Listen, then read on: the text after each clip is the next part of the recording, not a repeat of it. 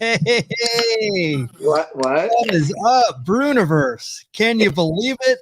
You know what? We have not gone live in quite a long time. Kevin, I have not seen you enjoy a beer virtually in quite a long time, probably since July. We stopped going 160 weeks straight. We broke our streak. But it's good to see you.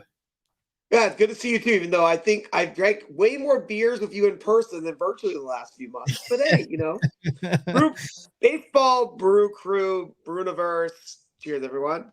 Yes, yes. Thank you so much for joining us. We thought to ourselves, what better to make an announcement than going live in the middle of the night for some people? Yeah, So, sure. Why not? yes, it The was live pals. completely spontaneous, but we're hoping that somebody's out there watching and watching us eventually, maybe recorded later. But we do have a special announcement, and it is that we have finally achieved something we've been trying to do for quite a long time. And yes, we have 1,000 subscribers on YouTube, and it took us a while, and but in fairness, we were not really trying to get subscribers. We were just trying to really just do our thing. We've been going since about 2016, going to baseball games, going and enjoying and also reporting on craft beer. And then the pandemic came, and we were forced inside, and we started our podcast. And like I said, we went 160 weeks straight, and it was quite a grind. And hey, we got to 5 subscribers that way. Then all of a sudden, you went to doing baseball history reels. 6 months later, we're at 1,000 subscribers. Yes, yes. And again, we put a lot of effort into, and we were doing long form content. So 90 minutes of talking about craft beer and baseball, but it really wasn't helping us grow. And we kind of had to like step back and retool. And what we did was we started doing short form content. So instead of 90-minute videos, we were making 20-second videos, and we do one a day. And if you look at our YouTube, if you look at our Instagram, our TikTok, even our Facebook, we're on Twitter and Threads. Ekis. Don't forget Ekis. Don't Yes, forget Ekis, Ekis not and Twitter. Sorry. Threads, Facebook, Yes. TikTok. Yeah. Yeah. So, and just doing that short form content, we have subscribers multiplying, and it's been really super awesome growth. And so we thought to ourselves, maybe it's time to come back a little bit and show our faces and the people behind what is. My name is Michael Mondragon. That's Kevin Lyon. And we have Cowboy Jack. We have Angelo Trinidad. And we have a lot of content that we've been doing for a long time that probably no one's seen. But we're going to start doing it more regularly. And I will say, for anyone who is a fan of baseball history, if you go back through our archives, our shows are evergreen. We make sure to intentionally not talk about current baseball because we have I've lived through 150 years of baseball history. So I hope that we can impart some of that knowledge upon our viewership. Yes. Yes. And we also, we're super, our motto is that we keep baseball history alive, one craft beer at a time. Cowboy Jack Durango. Yes. Charlie Guzzle can't be there tonight, but yes. And so he's tipping his hand a little bit. And he is the million view man. So Yes. if you look, I'll write that down. Yes, we actually have, since we've gone to the short form content, we do have Cowboy Jack is our only member of our Bruniverse with a 1 million view video. So we're very proud of that. But Kevin, why don't you make the announcement about our next broadcast? All right. So we did this as a tease. So next Tuesday, December 5th at 6:30 p.m. Pacific, that'd be 7:30 Central, Cowboy Jack Durango. I'm sorry, 7:30 Mountain Time. That's for Cowboy Jack Durango. 8:30 Central Time. If Angelo Trinidad is able to join us. For those of you on the East Coast, if you want to stay up late, come join us at 10:30 for a last call, if you will, depending on what you're going to be doing out there. We're going to be doing a little show just about celebrating 1,000 subscribers. Who knows who might show up? We'll have a good time. We'll talk some baseball history, maybe play some card sharks, maybe some trivia. we're just gonna have a good time. That's what's gonna matter, and have a good Yes. craft beer, I'm sure as well. Yes, absolutely. Parabellum, you are not dreaming. It is it is Yeah, us. we're here. We are live and in color, and we're happy to be back. Again, we had to step back and kind of regroup, kind of figure out And what we're doing. I don't want to mention this, but it was said by Calvin Dectarango, and I have to follow it. He said he did a shoey for 500. He said, we get to 1,000. Kevin and I are doing a shoey. And I'm like, wait, what? But we're at 1,000. Apparently next Tuesday live, Jack and I are going to do not the double clothesline. We're going to do the double shoey. All right. Double shoey. So drinking beer out of a shoe. It'll be a double header in a sense. Yeah. Yeah. And yeah, with I'll look forward to the toilet too, potentially. Who knows, man, how that goes. Yes, we Cowboy Jack actually has, yes, it's a done deal, pal. I know.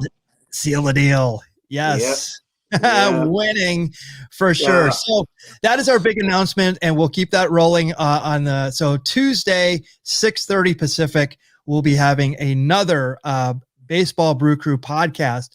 In the meantime, Kevin, we have a little bit of extra time, so why don't we, one of the things that Kevin and I have been super excited by is the Immaculate Grid. And for those who are not in the know for the Immaculate Grid, I will add it to the stage right now. So baseballreference.com, which now I am a daily peruser of Baseball Reference. Because we're trying to hashtag do the research like we do here at the Baseball Brew Crew. Yes. Yes. So we are, Kevin and I daily will play this game separately on our own phones, and we will try to get the object is to get the lowest score you can, and we'll explain it when we play it. So so like if you look in the upper left hand corner, Pirates, Braves, a player who played for both the Pirates and the Braves, and yes, and then so we try to do, like, for instance, there'll be players that are highly guessed. That will be a higher percentage, but we're trying to get the obscure players that have a low percentage.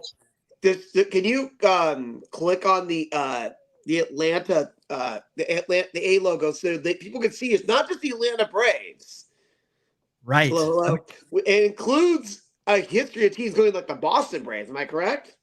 Yes, so the Atlanta Braves, the Milwaukee Braves, Boston Braves, Boston Bees, just Boston, the Boston Doves, the Nationals, and the Boston Reds of 1876. So it can go back. Yeah, of course, the Boston Reds of 1876. How did I forget them? Sure.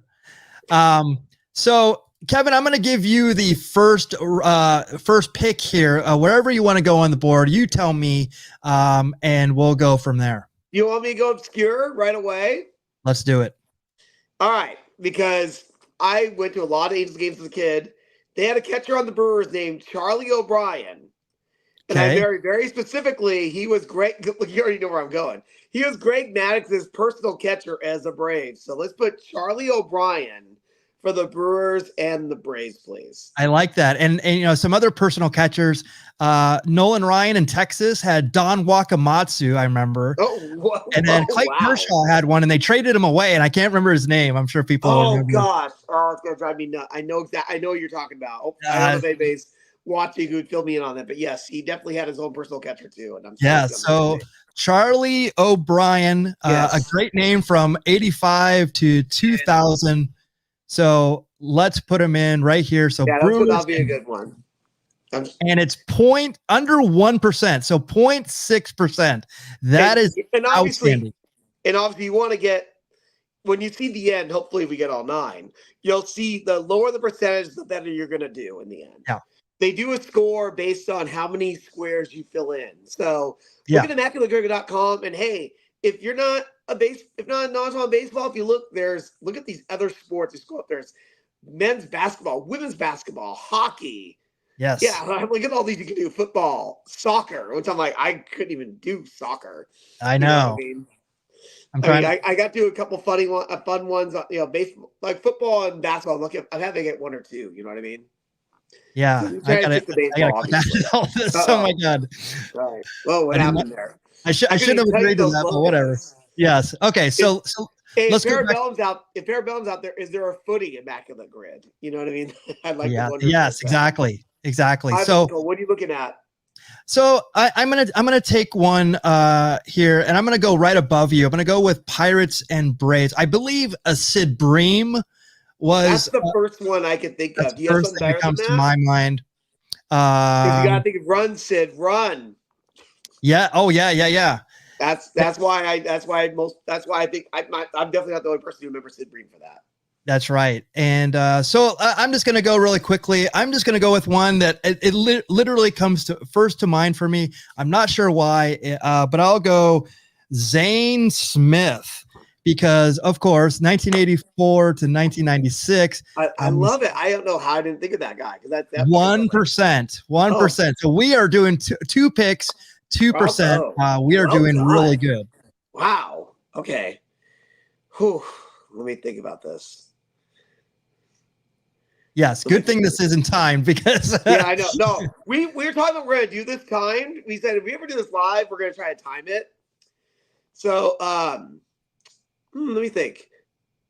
I'm gonna take on Pirates. Let's try the ERA. And when I think of ERA, I don't think of starters immediately. I think of closers. And to me, the quintessential Pirates closer is Kent Tekulve. If you ever see him, the way he winds up his arm, it looks like when he throws the ball, his elbow is almost on the ground. Yeah. With a unique throwing style. Yeah. Sidearm pitcher, much like Dan Quisenberry or Mark Eichhorn is the other one I can think of. That's a very dated reference, of course. But that's what I do. I throw dated references out there. There's some good ones. I mean, good ones for the Pirates. John Candelaria might have. No, this is for below 3 ERA for a season. So that's why I was thinking relievers because I'm a little nervous about going with starters. You have Jerry Royce. You have Luis Tiant. Wait. Jerry Royce was a Pirate? Jerry Royce, yes, he was. He started the 1975 All-Star game, and I think he got knocked around, but he has some good seasons for the Pirates after being with the Cardinals. Heck, should we just put him instead? Jerry Royce might be more obscure than Kent Tekulve. Yeah, it's up to you. What do you think? It's your name. Put it down. I can pick another person right up the category. Okay, so I'm pretty confident because he had some good years. I say he was. I never remember the Dodger. Yes, he was definitely the Dodger, and I want to say he was an Angel at the end of his career because that's around the time I was like, definitely an Angels fan, but I definitely remember as a Dodger for sure. Well, there you go. So let's put him in there. 0.2%, even lower than Charlie O'Brien. Oh my gosh. Unbelievable. See, like I said, I didn't know he was a Pirate. And look at you. He's a starter of an all-star game as a Pirate. Yes. Wow. Yes. Well done. We could have this one, I'll let you go. I'll let you go to the next one. Unfortunately, and it's funny I didn't think of this, but we all could have went with a diamond icon, Doc Ellis too, with that. Just saying. Oh, that's true too. I didn't think of that. But Jerry Royce is way more obscure. Oh gosh. Now I feel like there's pressure on. As I sip my beer. that'll soothe you, what right? we call stalling in the business, brother. A crazy one I was thinking of here. There's a guy on the White Sox who I swear finished his career as a Brave. AJ Pierniewski. Ooh.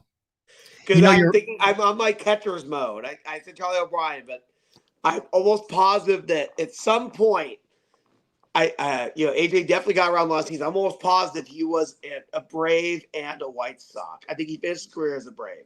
Well, he was on the 2005 World Championship team. I remember he was actually a Cardinal for a season. One of the most hated people. One of the most hated players ever. Me. I'm an Angel fan. Ooh, I don't want to say what I want to say about that guy. All right. Woo! So do you want to put down AJ? Yeah, let's do it. I'm pretty confident he ended his career as a Brave. I'm pretty confident. AJ Pierzynski, right? I think that's going to get you a great score, by the way. 14%. So that's way higher. I can't believe. I'm sorry. I thought. No, that's okay. That happens. It happens. And what were you thinking for that category? The only person that I could think of off the top of my head was Craig Kimbrell.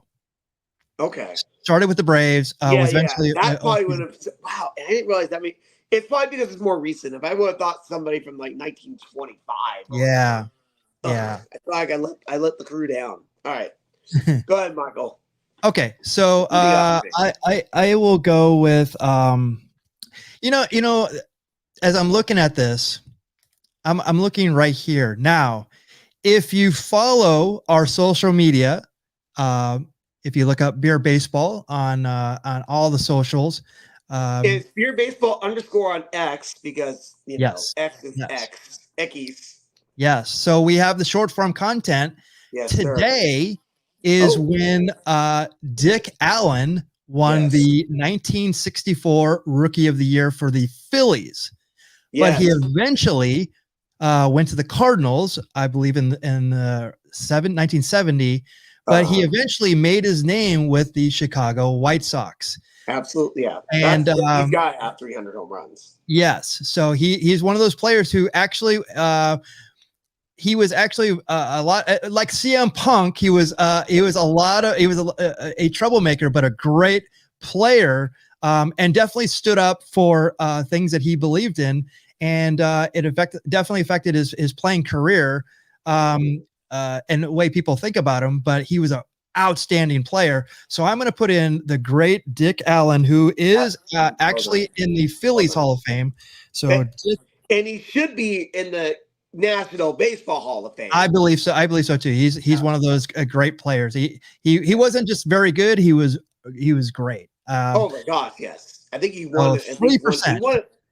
He won at least one MVP award, if not two. All right, I'll stick with home runs here. Let's go up to Pittsburgh, and I'm gonna pick maybe one of the best home run hitters that people don't talk about from the 1950s. People who would have had cable television in the 70s would know him for his work on Channel 9, as Howard Stern fans would know. I would know, but people would know it as WOR as a Mets broadcaster. Let's talk about Ralph Kiner. Wow, that's a great one. So Ralph. Oh. Let's put that in. Ralph Kiner. Kiner's Corner. Yes, Kiner's Corner. Yep. Yeah, because I think 9%. Was it Forbes Field? Forbes Field, yes. So it must have been very friendly to right field hitters. Yes. And also one we could have put in there, Dave Parker. Yes. Willie Stargell. And it's funny, like I don't know if Bobby Bonilla got 300. There's another guy who also played on the Giants and the Pirates, but we don't need to talk about that guy. Yeah, yeah. Also, Roberto Clemente, another one. Yeah. I don't know if he had 300 home runs, but I think he did. Okay. Sure. Well, we'll have to check that out. I mean, all good names, but again, it's like 300 is you'd be surprised who has it and who doesn't. Yeah, exactly. Okay, so I'm going to go with the Brewers under 3 ERA. Now you were talking about relievers. Yes, Raleigh Fingers played with them. No, this is interesting. So it when paired with a team must be, let's see. You had to have that ERA with that team. Okay. So you have a few possibilities. You said Raleigh right away. And in recent years, you would have Haterade. Yeah. You'd think Corbin Burns would be there, but that's good. We're not looking for that. We're looking for a more obscure pick.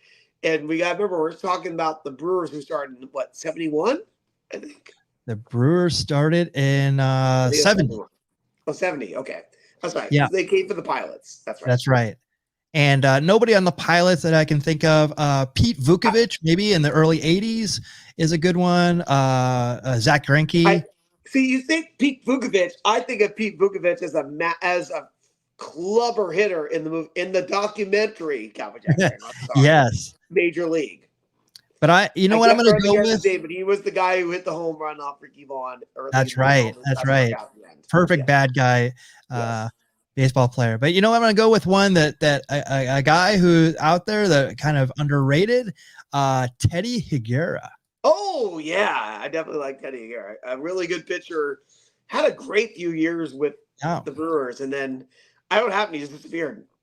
Yeah, So, and I think he throw a no hitter or a perfect game, or I think I a no don't hitter. think he did a perfect game. He might have no hitter, but off the top of my head, I'm No not hitter, sure. I think, because if I'm not mistaken, Robin Yount did the diving catch to save it. Okay. Yeah, I think that was him.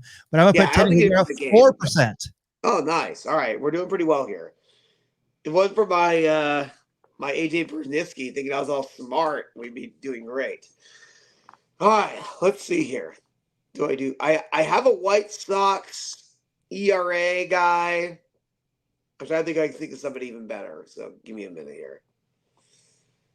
All right. Well, I don't have him here because that would mean dead air.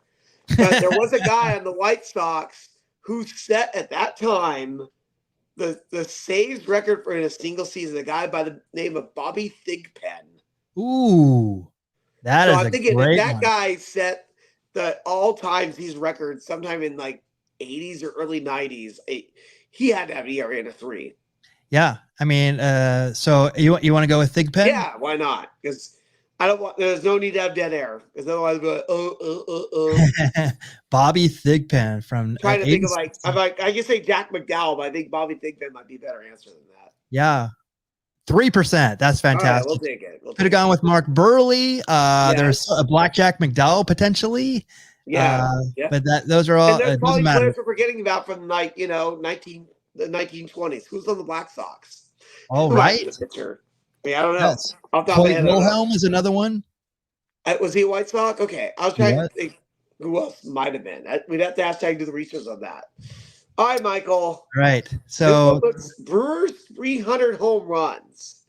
The so first I name can that now comes to my go head is Prince Fielder, and I feel Prince like Fielder. people are going to know that. Yes. Or Robin maybe Robin Yount. Yount. I don't know if Yes. he had 300 home Molitor. runs. Paul Molitor.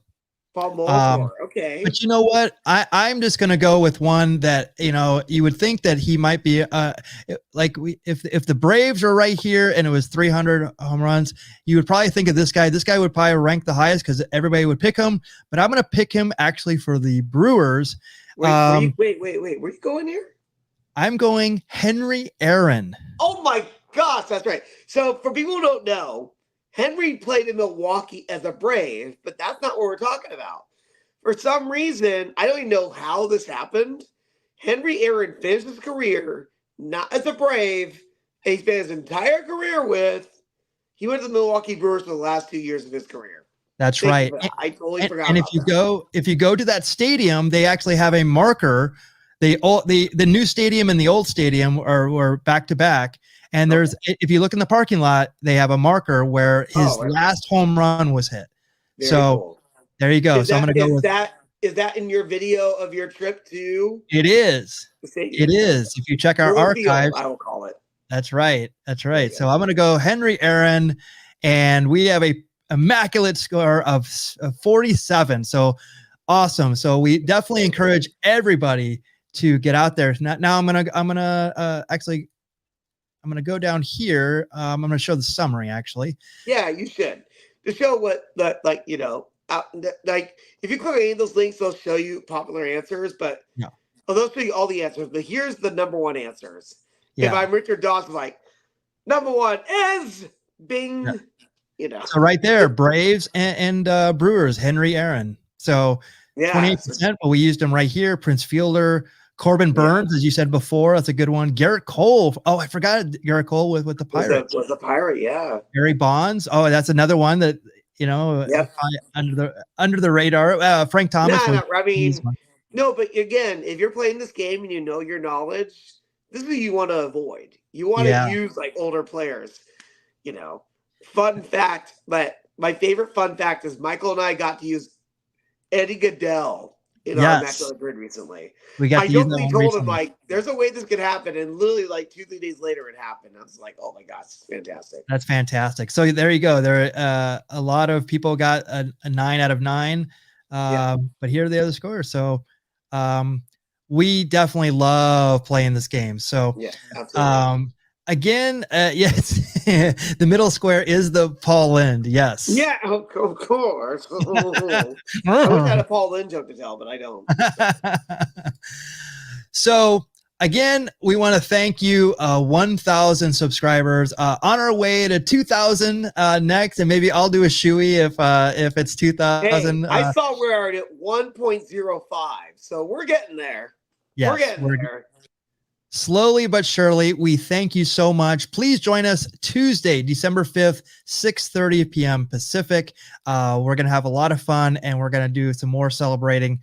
Cowboy Jack Durango will be there with us, and we hope you will too. So thank you so much for joining us tonight. From Kevin Lyon, I'm Michael Mondragon, and we'll see you on Tuesday. Good night, everyone. Take care.